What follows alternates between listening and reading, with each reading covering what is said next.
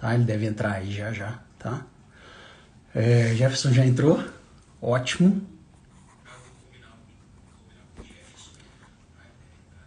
Abaixa o som, doutora Mariana. Então aqui,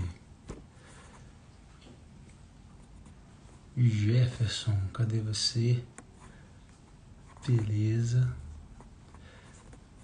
O que eu não queria que ficasse ridículo já ficou, que é quando a gente fica tentando achar aqui para convidar.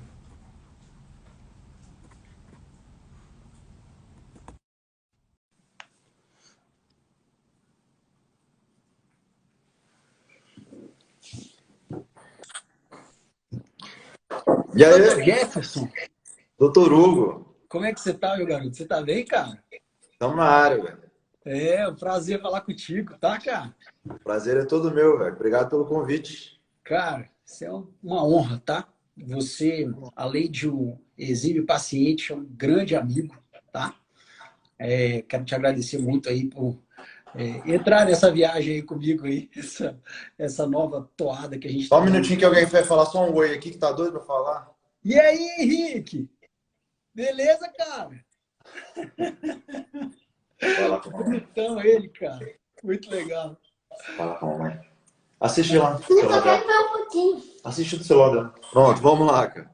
Jefferson, eu vou fazer uma breve apresentação de você, tá? Então, pessoal, o Jefferson, além de ser um grande amigo, foi um colega desde o Sigma, desde da escola, tá? A gente não estudou na mesma sala, mas estudou no mesmo colégio. A gente tinha já vários amigos em comum antes de estudar juntos no Galois. Então a gente fez cursinho junto, numa época que eu estava fazendo, que eu fiz vestibular para outro curso, eu fiz direito antes, né? E o Jefferson já tava se preparando para fazer vestibular para medicina e tal. A gente era muito novinho, 17, 18 anos, e a gente já se conhecia dali. E foi sempre interessante a amizade que a gente sempre teve. É, o Jefferson fez medicina na UFJF, né? Fez em Juiz de Fora. Depois ele voltou para Brasília para fazer clínica médica e fazer cardiologia. Não, eu fiz clínica em Juiz de Fora também. Fez clínica lá? Na própria Joia. Universidade Federal, no Hospital da Universidade. Legal. Depois voltou para Brasília. Você fez cardiologia no ICDF já? Já tinha esse nome ou não? Era o INCOR DF da Fundação Zerbini ainda, em associação com a UNB. Era uma residência conciliada das duas instituições. Entendi. E aí ele terminou a residência dele em cardiologia e depois fez cardiologia intervencionista, né, Jefferson? Isso, já no ICDF, já era Instituto de Cardiologia do Distrito Federal. Onde você ainda está lá hoje, né? Além de você Sim. ter, você ter uma UTI em Lusiânia, né? Isso. Eu tenho pós-graduação em UTI também pela MIB. Aham. Eu fiz durante a minha residência de clínica médica, então acabei me envolvendo muito com terapia intensiva e a cardiologia também. A gente tem unidades especializadas, que a gente chama de unidade coronariana, que eu estou bastante envolvido em Brasília e também lá em Lusiânia. E Jefferson, na sua rotina, cara, parece muito paciente que precisaria perder peso, pacientes que têm risco cardiovascular aumentado por causa de excesso de peso. Hoje em dia isso é uma realidade, né, Hugo? Assim, virou uma pandemia, né? A gente vai falar disso aí um pouquinho, mas a obesidade hoje é o meio que a gente vive, a influência de meio de comunicação, fast food. Então, assim, a obesidade é o tempo inteiro no consultório. E eu pego, às vezes, muitas vezes, a outra ponta, né? Assim, já o paciente já doente, né? Que Aham. sofreu devido à obesidade, as consequências disso, anos aí de sobrecarga no organismo. Tá. Na sua rotina, Jefferson, quais pacientes obesos, que tipo de doenças que eles podem desenvolver que precisariam mais da sua atenção? Eu lido Paciente muito com... hipertenso de longa data, ou paciente só obeso sem desenvolver ainda uma cardiopatia, ou já o paciente hipertenso, ou o paciente que infartou. Como é que é? Fala um É, pouquinho, cara. o paciente obeso está submetido a diversos fatores de risco para outras doenças, né? Dentre elas, as doenças cardiovasculares, que é a principal causa de óbito aqui no Brasil e em todo o mundo, né? Até hoje é a principal causa de óbito. Tá? E desenvolver diabetes tipo 2, hipertensão, AVC, a própria insuficiência cardíaca secundária ao diabetes, a obesidade e ao diabetes também, dislipidemia, arritmias cardíacas, dentre elas a principal fibrilação atrial em obeso, é um achado que a idade e obesidade, a gente acaba vendo uma incidência um pouco maior. Incidência de óbito mesmo, às vezes esse paciente mais obeso, ele é um paciente que a gente tem visto, até nessa questão do Covid, é um paciente mais inflamado, que a gente tem usado esse termo para o pessoal leigo nos entender. E tem sido um fator de risco aí de complicação desses pacientes, que contrai o SARS-CoV-2 e acaba evoluindo mal da doença, da obesidade. Provavelmente por ser um paciente mais inflamado, doença endotelial. Então é um paciente submetido a diversos fatores de risco aí, cara. Hoje eu vi uma publicação mostrando que os pacientes idosos são realmente o principal fator de risco e o segundo, a obesidade. Maior do que diabetes, maior do que hipertensão. Então, assim, Estão correlacionados, né, cara? Assim, você pega o paciente obeso, a incidência de diabetes, de hipertensão nesses pacientes, ela é diretamente proporcional ao sobrepeso, né, Hugo? tá certo. Jefferson, quando você foi procurar a gente no consultório, você foi com uma ideia de que você estava acima do peso e que você queria emagrecer para melhorar padrões de risco para o futuro? Ou você estava só incomodado com o que você estava vendo, ou com o cansaço que você estava tendo, ou com outros sinais clínicos? Conta um pouquinho para mim. Cara, eu tava numa situação assim, eu tava numa época mais de estresse, correria de trabalho, enfim, alguns problemas que todo mundo passa na vida, e comecei a ganhar peso. Uhum. E comecei com esse meu sobrepeso, eu cheguei, quando eu fui procurar o Hugo, eu tava com 108 quilos, né? Eu tenho 1,90 m, então assim, calculei MC aí, vai dar bem altinho. Então assim, eu me sentia, Hugo, desajustado, Uhum. sabe? De vários pontos, assim. É. Porque eu sempre gostei muito de esporte, né? Eu vim da luta, pratiquei jiu-jitsu quase que minha vida inteira. Gosto de jogar basquete. Quem me conhece sabe que eu sempre fui muito ligado com esporte. Uhum. E eu não conseguia praticar o esporte do jeito que eu gostava. Começaram a aparecer lesões. Eu comecei a me sentir mais estressado. Eu estava desajustado. Me sentindo como se aquilo ali não fosse o jeito que eu queria ser. Entendeu? E aquilo começou a me incomodar de uma forma constante, e a partir do momento que virou um problema, eu falei, cara, eu vou ter que mudar, assim, E alguém que tomar um poderia te jeito. ajudar fui eu. E foi atrás de você para você me dar aquela força. E o que eu sempre a gente conversou, né? Eu tentar fazer uma coisa sustentável, porque eu acabava que, assim, por gostar muito de esporte, eu tinha muito efeito sanfona. Muito efeito sanfona. Eu tinha períodos que eu estava bem fisicamente, estava mais magro, com bom condicionamento físico. E aí qualquer coisa acabava que desviava a atenção e eu não conseguia manter. Então, Entendi. meu foco de procurar assim, foi principalmente a gente conseguir fazer uma coisa de longo prazo, um trabalho de longo Jeff, prazo. só um parêntese. O efeito sanfona, cara, a gente trata ele no consultório como a gente faz uma comparação com o exercício físico para o paciente que quer ganhar massa magra. O paciente Uhum. que quer ganhar massa magra, ele precisa de um exercício físico específico, ele precisa fazer força contra resistência. E em uma sessão de treino, ele vai gastar energia. Então, acontece que esse paciente, ele gasta energia e o organismo dele supercompensa. O organismo dele vai fazer com que ele não só recupere a quantidade de energia que ele gastou, ele vai fazer com que ele se torne preparado para que em uma próxima sessão de treino ele gaste menos energia. Então, esse paciente que quer ganhar massa magra, ele acaba tendo esse tipo de resultado. Ele perde energia, aliás, ele investe energia no treino dele. Durante o treino, ele recupera essa energia e acaba supercompensando, se tornando um pouco mais forte ou ganhando um pouco mais de massa magra para que em uma próxima sessão de treino ele gaste menos energia. Quando o paciente perde peso, ou quando o paciente ele emagrece, vamos supor que ele perca energia. Ao longo do tempo, se ele se descuida ou se ele volta a fazer tudo que ele fazia antes, ele volta a ganhar esse peso, só que ele não ganha só o peso. Então, ele pode ganhar de 20% a 30% a mais, porque o organismo ele entende que o tecido gorduroso que ele perdeu, ele pode sofrer essa perda de novo. Então, ele tenta se preparar, ele tenta se proteger. Né? Então, essa tentativa... Isso aqui é participação especial da Mariana, tá? A Mariana, de vez em quando, ela vai aparecer aqui. Ela bota a cabecinha Não, aqui, bota a plaquinha. É bem interessante. eu tô tendo um aqui também, de vez em quando aparece uma cabecinha. Né? Esse aí não precisa combinar, não. Aqui a gente combina para não dar certo. Vamos lá. Então, assim, o ganho de peso que acontece no paciente que faz efeito sanfona, ele é muito perigoso, porque você perde e você ganha mais. Você perde, você volta a ganhar mais. E assim vai. E o organismo dele ele vai trabalhando para que ele proteja as reservas de gordura. E por que acontece isso? essa reserva de gordura aumentada, ela é quase que uma garantia de longevidade. Então, o seu organismo ele vai te preparar, ele vai te incentivar a ter comportamentos alimentares ou comportamentos físicos que façam com que você ganhe tecido gorduroso ao longo do tempo.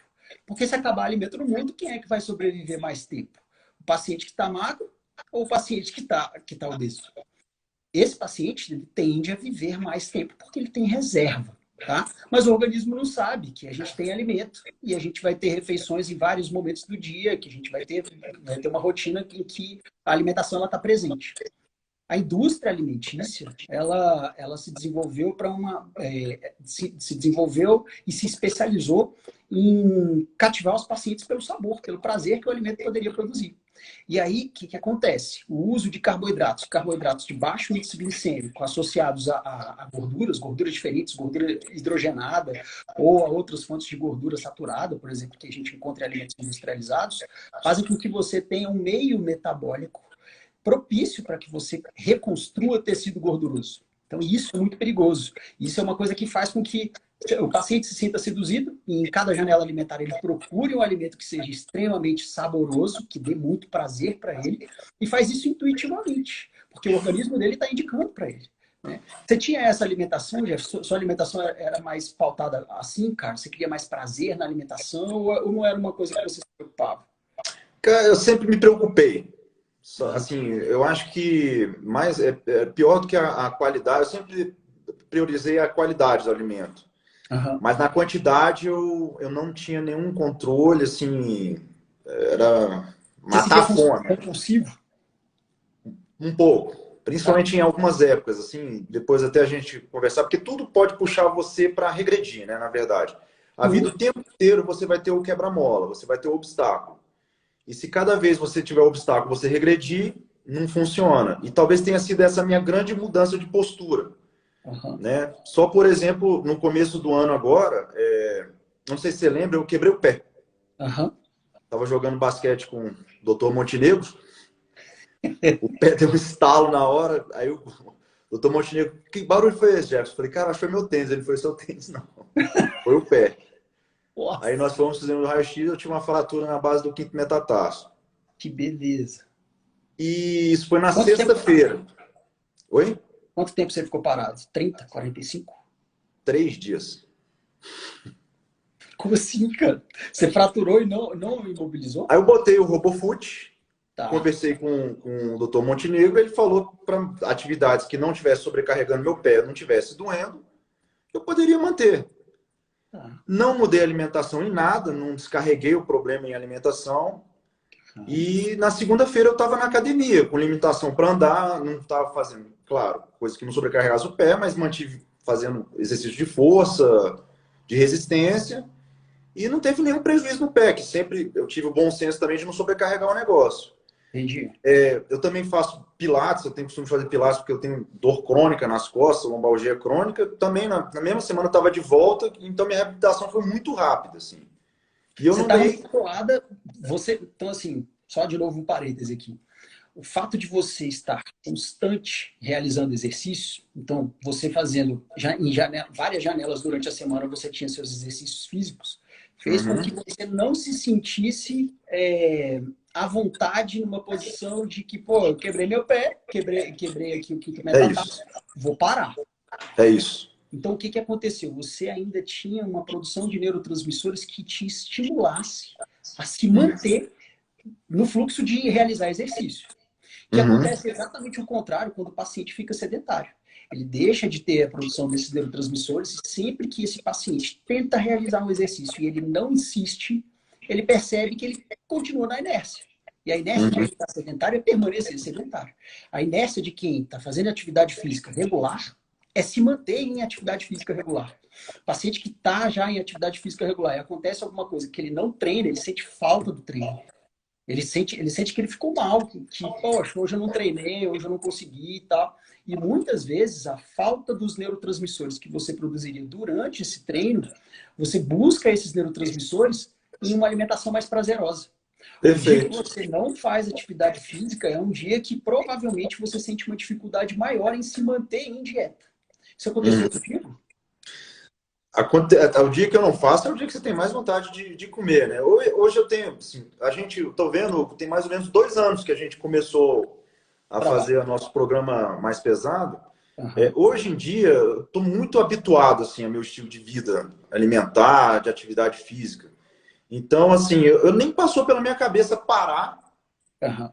nem passou pela minha cabeça chutar o balde da dieta. De dieta não, de reeducação alimentar que eu fiz já tem 2 anos, assim. É. Mas o dia que eu não vou, você sente aquela vontade de comer mais, né? Mas eu consigo controlar melhor hoje, assim. Eu Jefferson, no nosso trabalho, quando você chegou lá no consultório, você lembra como é que era o seu sono? Se o seu sono estava legal? primeiro que eu tava com refluxo gastroesofágico, né? Sério, eu tava com refluxo, não podia comer. E dormia mal, cara. Aham. Acordava cansado, né? Você acorda, parece que não dormiu. Cansado, grau de estresse mais alto. Seu grau de estresse era mais no trabalho, em casa, ou uma junção dos dois? Como é que era? Tudo, cara. Eu tava desajustado, igual eu falei no início, sabe? Você não Aham. sentia que tava faltando encaixar o negócio. Você tinha uma rotina de treino nessa época? Uma rotina definida, tá? De Não, dia? eu malhava. Eu tava jogando, eu tava mais jogando basquete. Tá. Diversas lesões, assim, dor no joelho sempre, dor nas costas. Eu não conseguia fazer legal a atividade também, não. Na época, quando a gente decidiu fazer o programa de emagrecimento rápido, você se manteve fazendo basquete ou você seguiu uma orientação de buscar primeiro um exercício físico de força contra a resistência? Você se lembra? Eu busquei, assim, eu tive a oportunidade de buscar um personal trainer que eu passei, o Márcio Teles, grande amigo meu, Aham. e buscar também o Roberto do Pilates, para ir ajustando dentro do que a gente tinha combinado, para não fazer como eu fazia antes, da minha cabeça, né?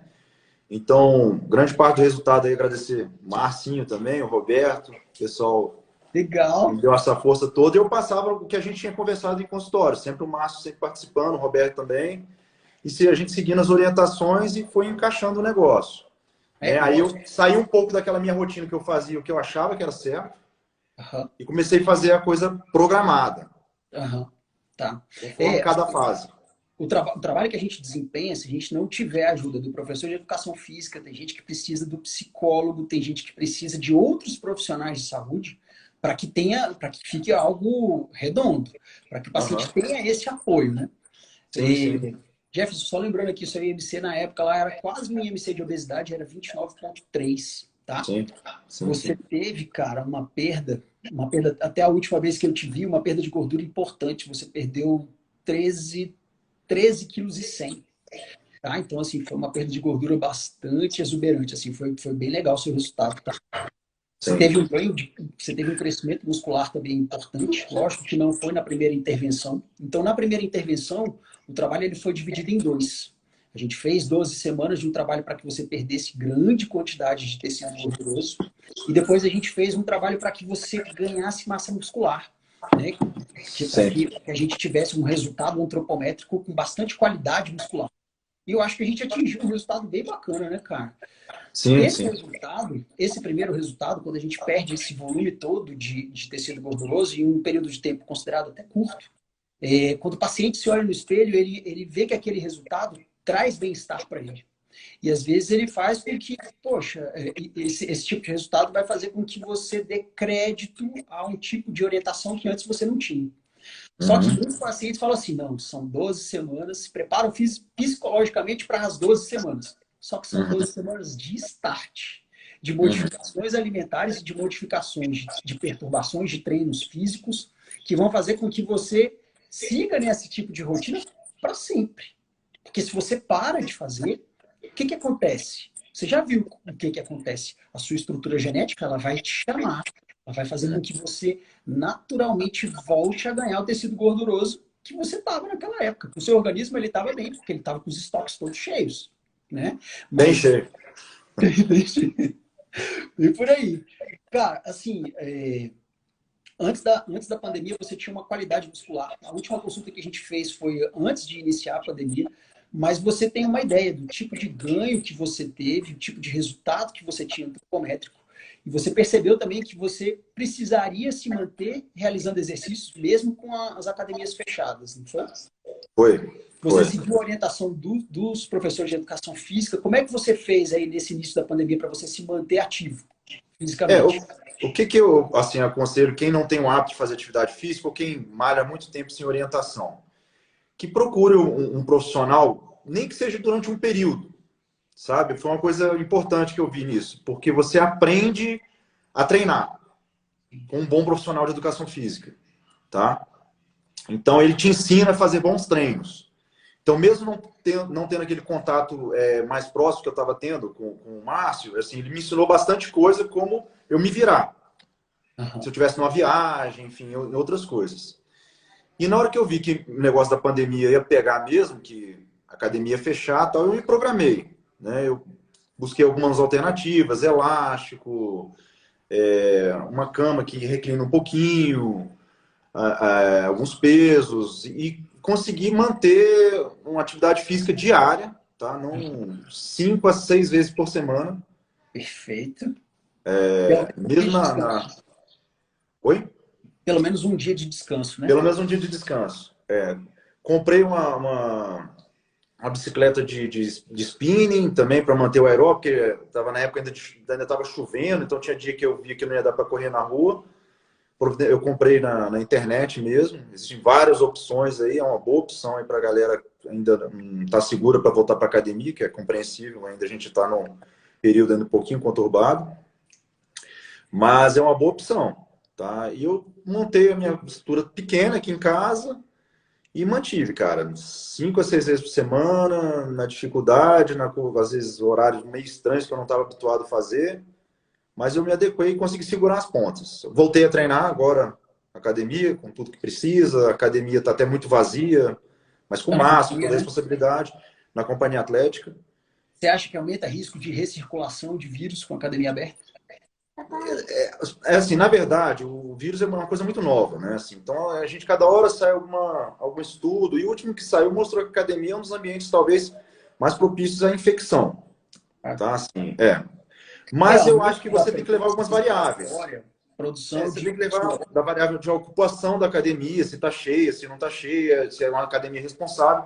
E a companhia é uma academia que eu gosto muito, é uma academia muito responsável, tá pouquíssima gente. Então, eu acho que do jeito que está lá, eu me sinto bem seguro. Já voltei a treinar com o Márcio. O Márcio falou até que consegui segurar as pontas aí sozinho. Entendi. Não, cara, assim, o resultado que você... E aí, Henrique? Chega aí, cara. E aí, cara? Você tá grande, Henrique. Você vai ficar maior que seu pai, cara. Oi. Oi, cara. Isso eu duvido. Participação especial do grande Henrique. Inclusive, aqui, malhando aqui o tempo todo. Essa é uma das dificuldades. Malhar com ele subindo em cima de você. Cara, Quer participar. Assim, aqui com a minha... A gente tem a pequenininha, né? A Beatriz aqui, direto, coloco ela nas costas e vou fazer os treinos. Vamos embora. Vamos embora. Não tem jeito, cara. Não tem jeito.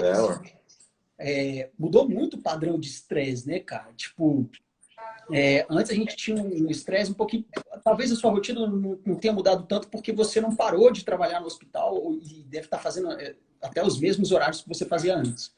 Mas o grande público, como Brasília tem uma quantidade muito grande de funcionários públicos, o trabalho remoto ele foi fácil de ser implementado aqui, teoricamente, né? Porque essas pessoas começaram a trabalhar de casa, mas elas deixaram de ter fatores de estresse, fatores estressores que permitiam que elas gastassem mais energia, produzissem mais neurotransmissores relacionados a essa movimentação, a esse padrão de vida agitado que a gente tinha. Só que em casa encontraram um novo fluxo. Tem criança, muitas vezes, para cuidar, tem outras distrações que a gente não percebe quando a gente está de casa, né? Papai, olha isso aqui. Fala. A mamãe escreveu. Eu já vou lá, espero, já vou lá. Muito bom, muito bom. Pô, cara, deixa ele falar.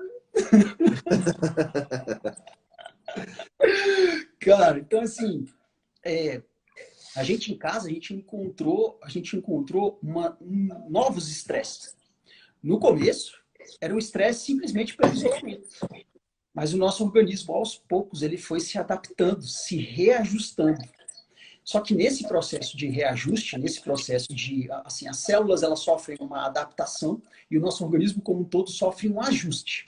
O ajuste que a gente sofreu no início da pandemia foi um ajuste para baixo.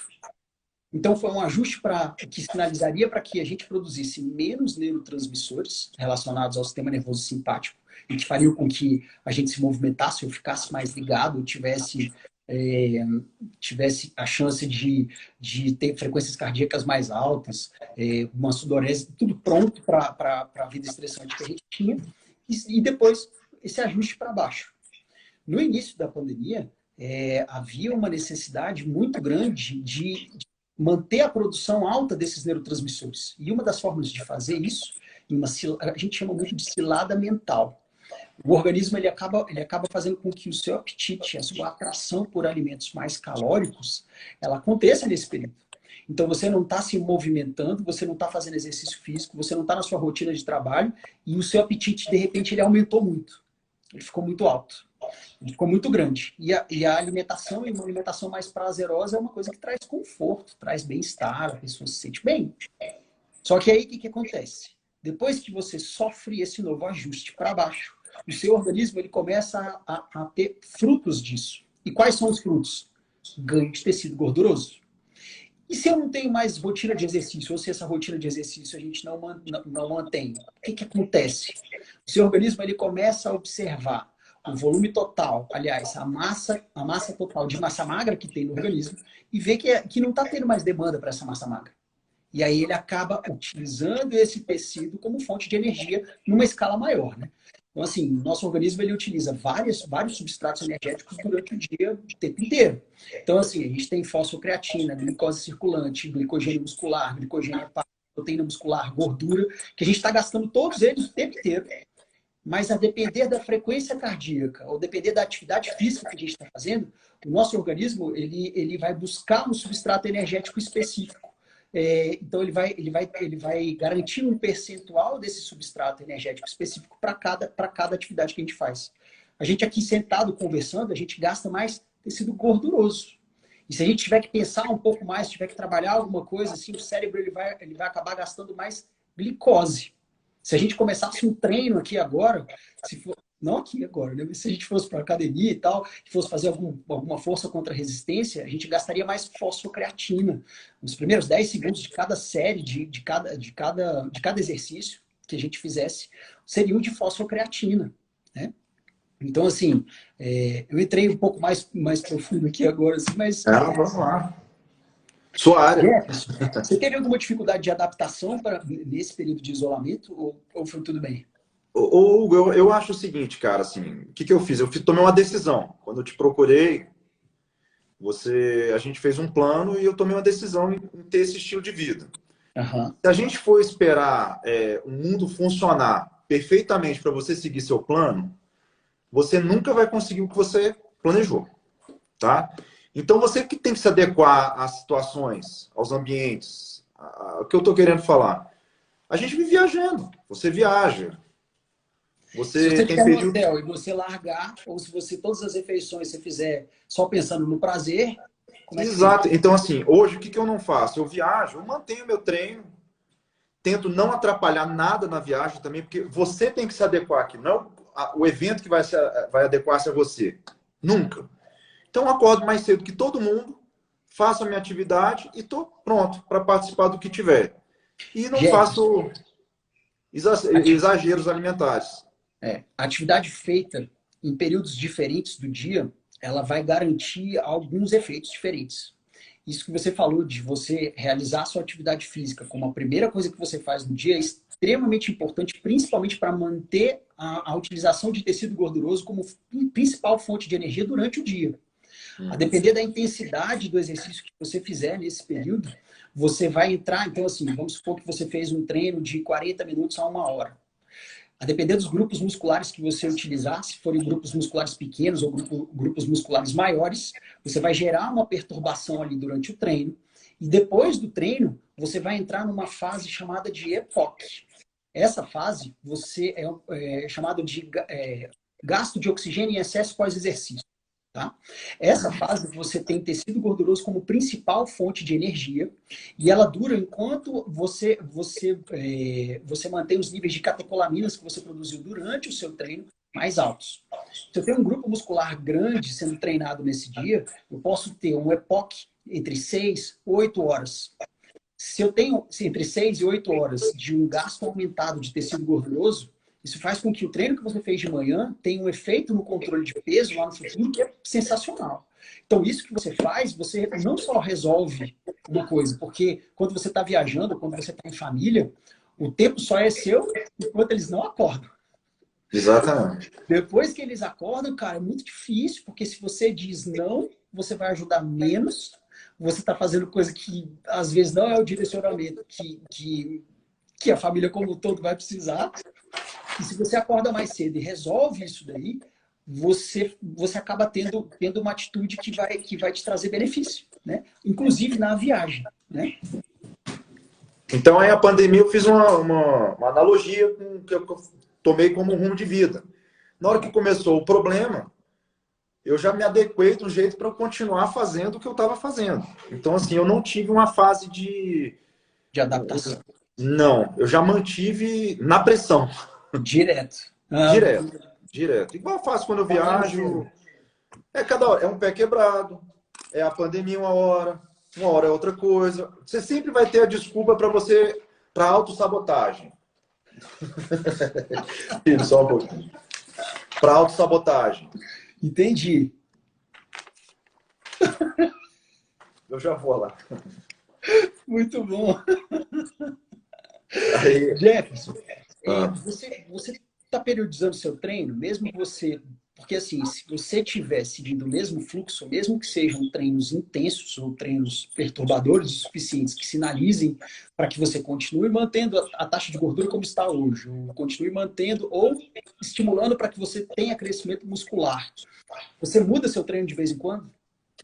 Muda. É isso que eu falei, cara. Até o negócio do personal trainer. Assim, eu aprendi isso com o Márcio, assim, a ficar variando o tempo todo.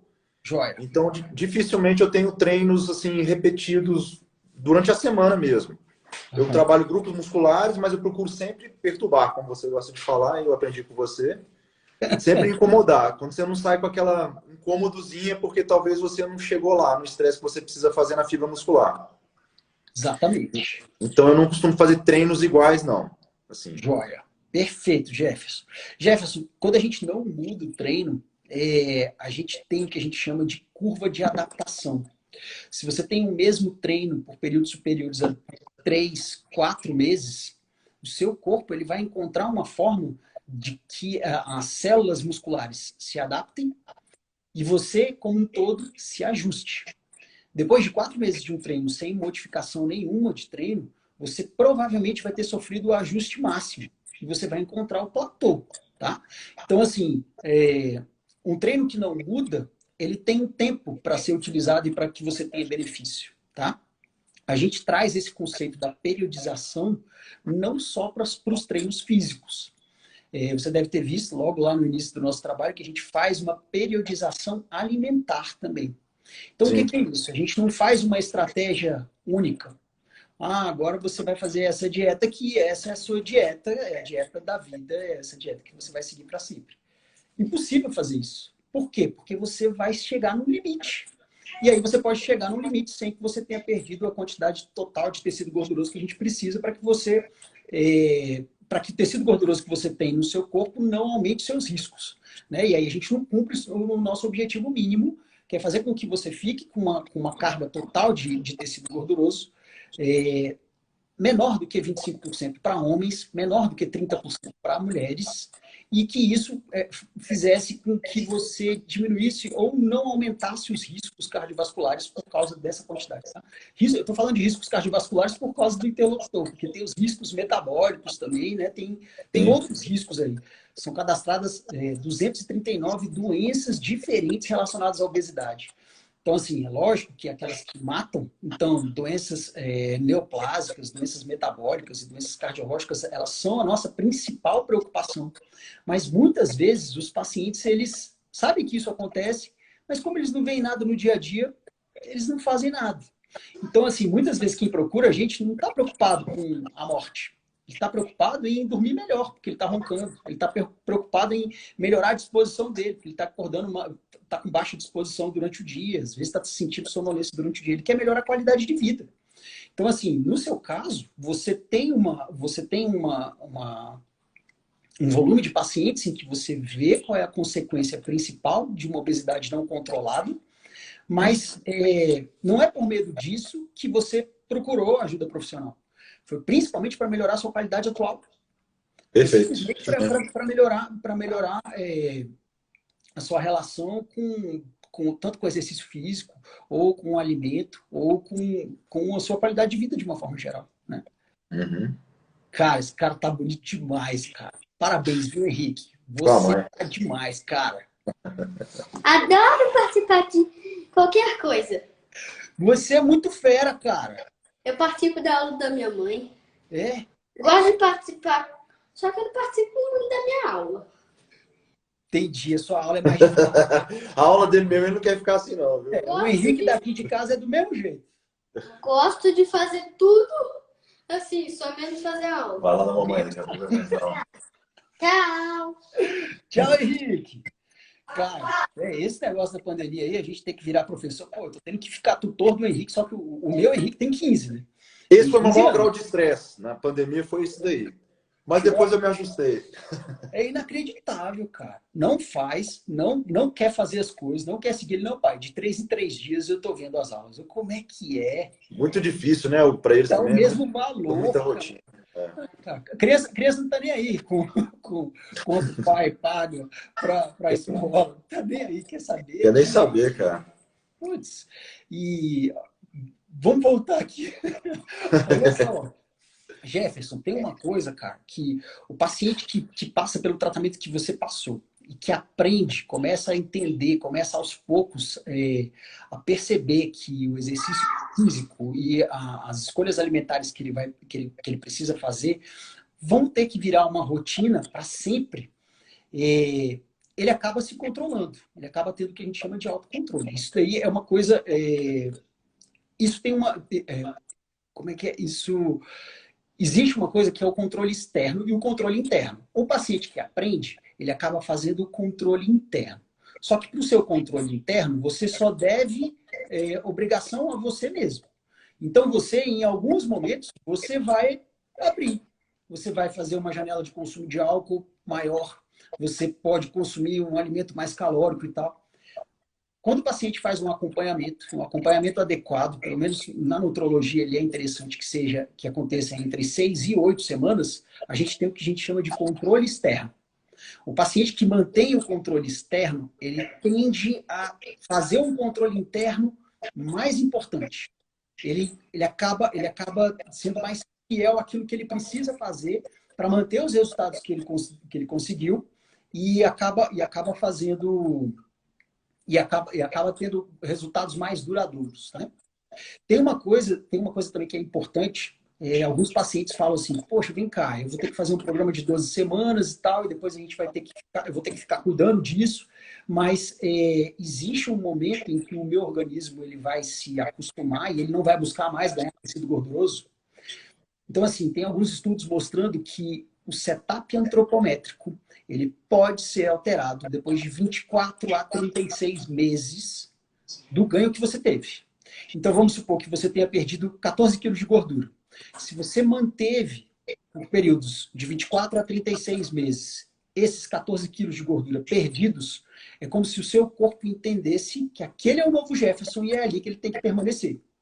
Só que se você, Jefferson, voltar a fazer exatamente tudo que você fazia antes, 3 anos antes, o que você acha que vai acontecer, Jefferson? Volta. Vai voltar. Volta pior, igual você falou. Volta e volta pior. Então, assim, esses estudos que falam a respeito do reajuste de setup antropométrico, eles são estudos que eu não consigo não criticar, entendeu?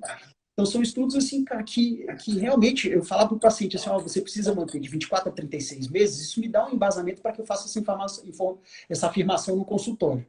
Mas quando ele fica de 24 a 36 meses, ele não quer mais parar. Ele vai continuar na inércia. Provavelmente ele vai continuar fazendo atividade física. Ele adotou um novo estilo de vida e é isso que tem que ficar. Esse novo estilo de vida, mesmo que não tenha depois o controle objetivo do médico ou do nutricionista ou de alguém que esteja acompanhando esse paciente, que fique só o controle interno, cara, ele está feito, o trabalho está feito. Então, você sabe que se você mantiver esse tipo de rotina que você está fazendo, manter os seus treinos, manter o seu controle alimentar, lógico que você, de vez em quando, você vai fazer uma refeição fora. Lógico que, de vez em quando, você vai fazer uma janela de consumo de álcool um pouco maior. Às vezes, se você for viajar, você vai consumir álcool quase todos os dias. Mas você sabe que depois que você voltar, você volta para o seu mesmo caminho. Entendeu? Então, assim, é uma das coisas que a gente acha, aliás, que eu acho que é bastante importante frisar, assim, que a nova rotina, o estilo de vida que ele vai ganhar, vai ser uma coisa que vai ser prazerosa, mas é um prazer que ele é construído. Ele não é é muito difícil a gente competir com os prazeres imediatos. Então, assim, o prazer imediato de uma alimentação mais calórica ou do uso de uma janela de uso de álcool é muito difícil a gente conseguir brigar com esse tipo de prazer. E o paciente, ele tende a se desviar quando ele começa a se entregar, ou se ele se sentir cansado do que ele está fazendo atualmente e fala assim, não, agora eu vou chutar o balde. Igual no início da pandemia, eu tive vários pacientes com esse tipo de problema. Às vezes, assim, caras perderam entre 10 e 15 quilos, que no início da pandemia eles falaram, não tem academia, cara, eu tô sentindo mais fome, eu vou comer. E aí agora, voltando para o consultório, aliás, voltando para as consultas de telemedicina, que é a forma que eu resolvi atender, em discussão com a minha chefe, né? Minha chefe é a doutora Mariana ali, que de vez em quando faz a participação, atender em casa para manter a segurança, não só dos pacientes, quanto da gente, né? Da equipe médica. Como eu estou com uma nenenzinha pequena, a gente resolveu priorizar e investir nessa parte digital, né? Investir em uma coisa que ficasse interessante para os pacientes e que ficasse interessante também para a gente que é profissional. Jefferson, no IC, cara, para fazer atendimento, a cardiologia intervencionista lá com os pacientes covidários, você está tendo que fazer paramentação toda... O hospital, na verdade, ele faz um screening na entrada dos pacientes, né? Uhum. Quando é urgência e emergência, não tem screening. O paciente entra e se a gente tem suspeita, a gente usa EPI. Entendi. Mais completo, tá? Entendi. Agora, se é um procedimento eletivo, o paciente passa por um screening e se ele tem suspeita de estar infectado, o procedimento é adiado. É adiado. Entendi. Tá? E porque não justifica, né? Na altura do campeonato, procedimentos eletivos, você está fazendo uma situação dessa de estresse. Mas urgência e emergência faz em qualquer tipo de suspeita ou dúvida, ou alguns usam EPI para todo paciente, EPI completo, porque a gente usa EPI para todo mundo, na verdade. Mesmo fora de época de Covid, né? Ah, sim. Doença infecciosa, né? Não, e a gente tem um material nosso de proteção contra raio-x, enfim, coisas que a gente óculos de proteção para radiação também, óculos de chumbo, coisas que a gente usa de rotina. Aumentou o volume de paciente lá? Você está tendo mais trabalho? Seu estresse está maior? Cara, na verdade, sim, no Instituto de Infarto não mudou muito, assim, porque lá hoje o Instituto ele trabalha praticamente com paciente SUS. Uhum. E é tudo via regulação, né? Então, assim... Nossa, pelo menos a minha impressão, não sei dos colegas que trabalham comigo, eu não notei que aumentou o volume. Tá? A regulação continua, que controla a agenda, continua mais ou menos no mesmo número de pacientes. Só explicar um pouquinho. Agora, pode falar. A regulação é uma central do SUS que vai encaminhar os pacientes direto para o IC, porque ali vai aparecer uma vaga e as pessoas, aliás, os médicos que estão no IC, eles não têm qualquer poder de utilização, por exemplo, de leito, de UTI e tal, se não passar pela regulação, né? O IC é uma instituição privada, tá? É filantrópico-privada, que presta serviço ao SUS. O hospital tem um contrato com o Sistema Único de Saúde, com a Secretaria do DF, e a Secretaria que solicita ou não os procedimentos, as cirurgias, conforme o contrato. Tá? Então, não tem via direta atendimento do paciente SUS no Instituto de Cardiologia. Ele tem que passar pelo Sistema Único, o Sistema Único pedir que ele vá para lá, por algum motivo. Tá? Mas eu faço consultório eu faço em Lusiânia. Tá? Atualmente eu estou fazendo 4 períodos de consultório em Lusiânia. Meu pai é médico, cardiologista também, então assim, eu coloquei ele de isolamento, ele está de castigo. Então, eu acabei assumindo os pacientes dele todo. Então, o volume de pacientes muito grande que eu estou atendendo lá. Tá? Então, de 15 a 20 pacientes por dia. E o grau de estresse do pessoal é impressionante. Assim. O pessoal realmente... a pandemia realmente mexeu muito com a cabeça do pessoal. E com o estilo de vida. Todo mundo parou de fazer atividade, ninguém fazendo atividade, todo mundo num grau de estresse enorme. Muita gente com medo, cara. Com medo, tô passando antidepressivo a rodo, o pessoal idoso já tem cardiopatia, acho que vai morrer disso. Então você tenta dar um suporte, não quer ir em outro médico, não quer ir em outro especialista, tenta dar o suporte ali da melhor forma que você pode ajudar. Uso de ansiolítico, uso de antidepressivo também no consultório, tanto para controle de peso quanto para melhorar o humor desse paciente, cara, aumentou demais. Eu tenho direcionado muitos pacientes para fazer acompanhamento psicológico e para fazer acompanhamento psiquiátrico também, por causa disso. Então, assim, o índice de depressão e de transtorno de ansiedade, por definição, aumentou muito. Então, assim, muitas pessoas que antes não tinham um padrão de pensamento, a gente chama de catastrofização de pensamento. Quando o paciente ele vislumbra um resultado futuro o pior possível, ou dos cenários que ele teria, o pior cenário possível é o que vai acontecer. Isso é muito comum no paciente que tem uma personalidade ansiosa ou de alguém que está desenvolvendo um transtorno ansioso. E o paciente depressivo, quando ele vai para o isolamento, vira uma bola de neve. Porque o paciente, mesmo sem ter orientações de isolamento públicas, ele vai procurar o isolamento. E no isolamento, muitas vezes, ele acaba trocando o dia pela noite, que é dormir durante o dia enquanto as pessoas na casa se movimentam, e de noite fica acordado. Entendeu? Então, assim, essa troca, essa mudança de ciclo sono-vigília tem uma influência no ciclo circadiano, no ciclo de produção de GH e GF1, no ciclo de alimentação e jejum. Então, todos os ciclos eles ficam descompassados. Esses pacientes, eles precisam de ajuda. Esses pacientes, eles não chegam lá no consultório, não, eu quero ficar melhorzinho, eu quero só emagrecer. Não tem isso. O paciente que precisa de orientação médica e quando não tem, eles sofrem. Entendeu? Então, assim, a gente tem visto isso nos pacientes, no staff, então nas pessoas que a gente trabalha junto. Muitas vezes chega assim, doutor, não, passa só tal remédio para mim e tal. Quando você vê, cara, você precisa colocar o paciente, colocar, às vezes, o seu colega de trabalho sentado para que você atenda. Para que você preste o suporte ali, porque, cara, se você não prestar esse tipo de trabalho, você acaba deixando de ajudar alguém que tá realmente precisando de ajuda e às vezes não percebeu. A grande maioria dos pacientes é que eles só chegam a procurar ajuda quando está muito apertado, entendeu? Então, assim, tentar ajudar essas pessoas, ou não só os pacientes, né? As pessoas com quem a gente trabalha também é uma coisa que vai muito da nossa sensibilidade, né? E eu acho que isso acontece bastante na nossa rotina. Cara, Jefferson, como é que você se vê hoje assim, com relação à antropometria, com os resultados que você teve, que você conquistou antes do período de isolamento e de agora? Você percebe uma mudança? A gente tinha até agendado para a gente fazer uma nova bioimpedância, mas pandemia. Efeito pandemia. Não aconteceu. E aí, assim, o que você acha? O que você tem visto? Você acha que você conseguiu modificar a sua rotina de uma forma permanente? Ou você se vê simplesmente numa rotina, numa inércia que está te fazendo bem, mas que isso deve passar? Ou como é que está a sua cabeça hoje? Como é que estão seus resultados físicos? Como é que você está, em geral? Tá, assim, eu não tenho lá para fazer antropometria em casa, mas meu peso está mantido. Tá. Minha alimentação regrada, atividade regrada, então na minha cabeça deve estar muito próximo do que estava da última consulta. Não tem por que estar muito diferente, não. Você não tem o mesmo tipo de estímulo, né?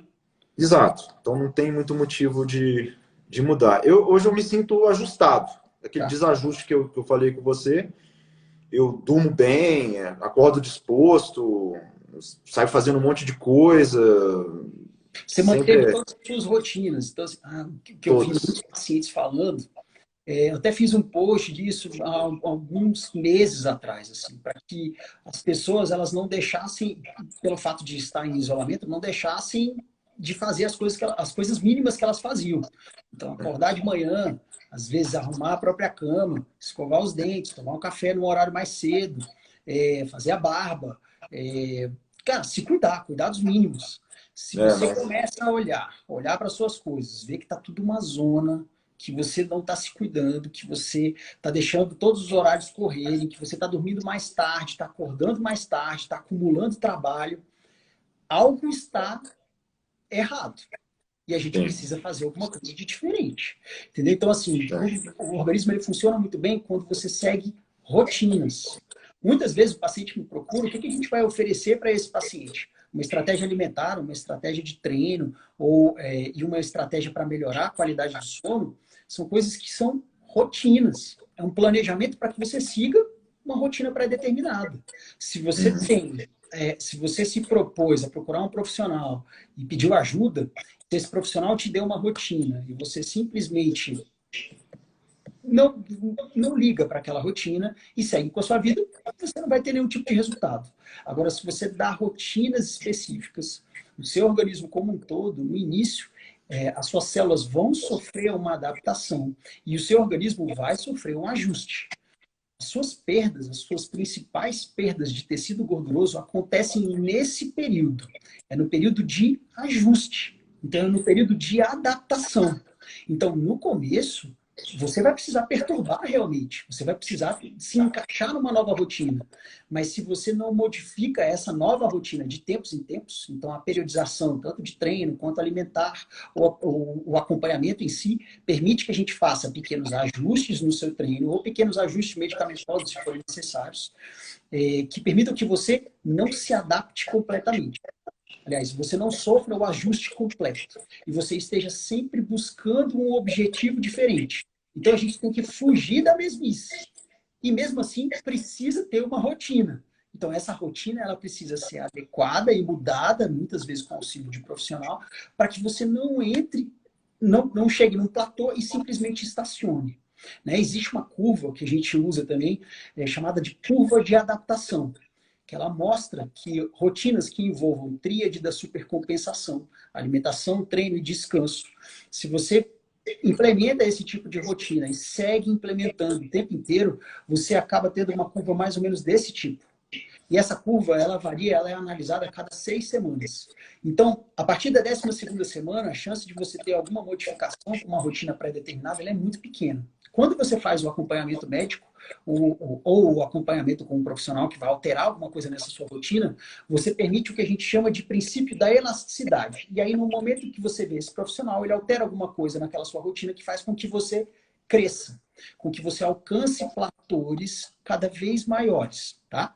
Lógico que a gente tem limites genéticos que vão fazer com que a gente chegue num determinado platô e dele não passe. Mesmo a gente fazendo tudo certo, se alimentando certo, não bebendo, dormindo bem, fazendo treino da forma como deve ser feito, você vai chegar num momento em que não vai conseguir. Talvez se a gente utilizasse algum outro tipo de medicamento, algo que melhorasse a sua síntese de proteínas contráteis, por exemplo, aí sim você poderia atingir resultados maiores. Mas isso não é nem o objetivo principal dos pacientes que nos procuram. Assim.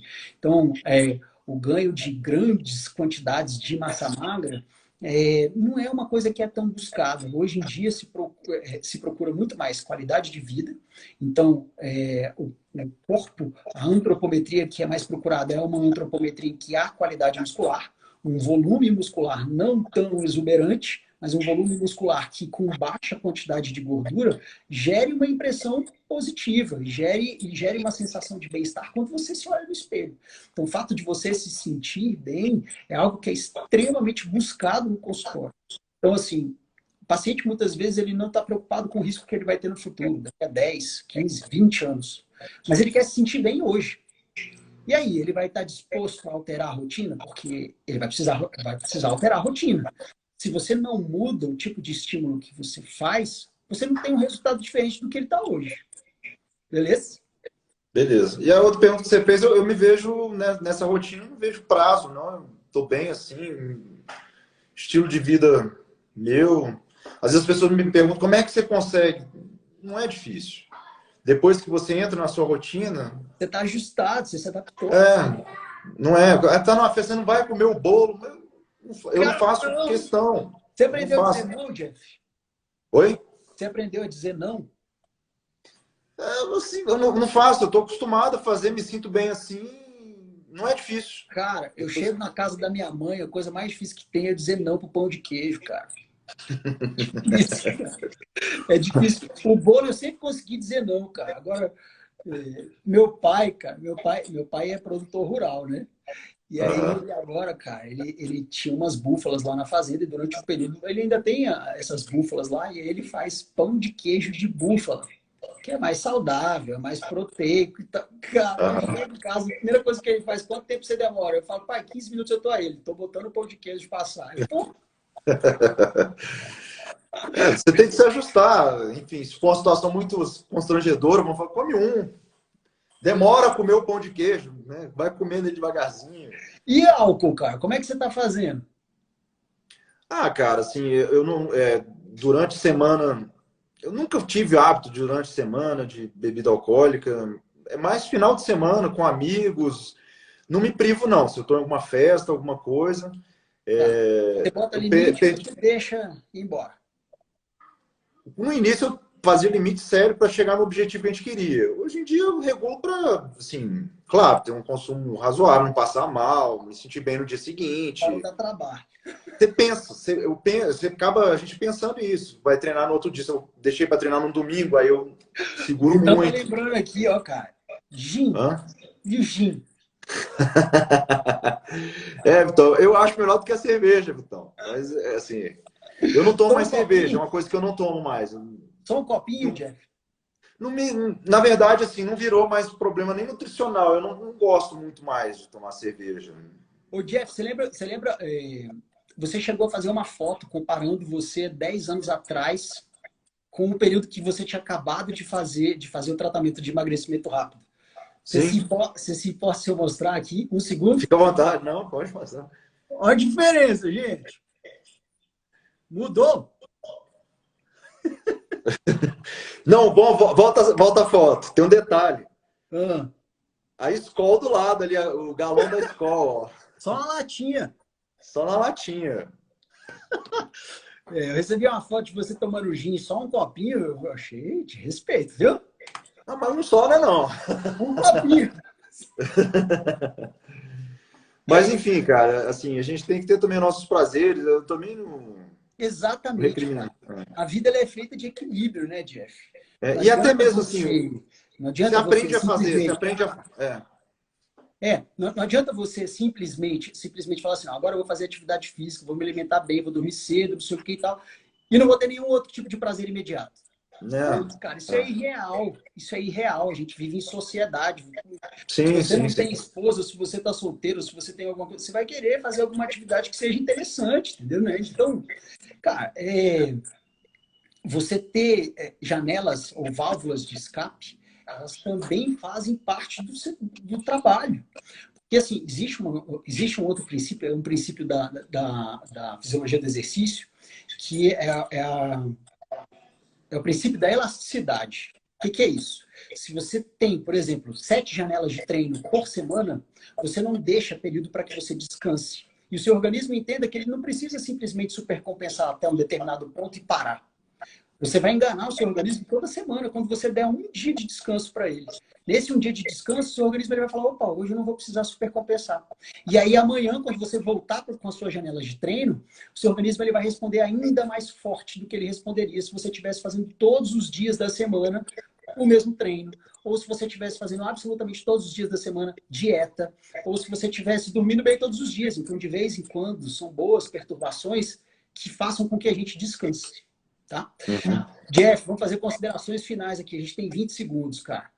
Foi um prazer ter você aqui, tá? A gente fazer esse bate-papo. A gente trouxe alguns conceitos interessantes. Você trouxe alguma coisa da sua rotina, disse o quanto foi importante. E, cara, você mora no meu coração, meu brother. Viu? Eu também, eu queria agradecer o convite e agradecer o que você me ajudou aí, cara, nesse tempo. E a gente está junto ainda, vou continuar. Indico para todos vocês. O Hugo é um